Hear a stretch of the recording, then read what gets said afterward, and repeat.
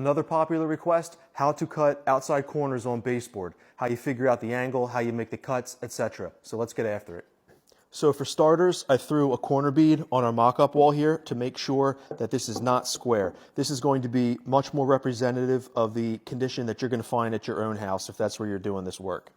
Another thing I'm going to suggest is an angle finder, whether it's a digital one like this or just a cheap analog plastic one.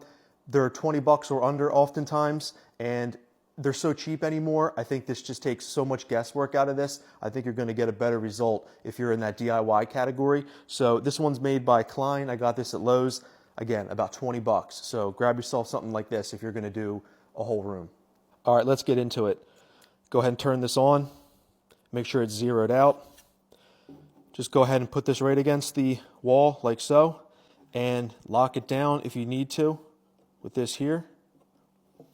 And there is a button on here that you can push that will change this from a degree reading to your miter setting. So for that corner, it's 46.1 degree miter. That was an 87.8 degree outside corner, which these acute angles, the ones under 90 degrees, that's probably what you're going to have at your house because of the corner beads, typically. If you have bad framing, it could be anything, but more than likely you're going to find something less than 90 degrees. So now for marking the baseboard, put your piece right up here, and with a pencil, you want to draw a little mark right here where the corner bead touches the piece of trim. If you want a little more accuracy, you could also use a knife.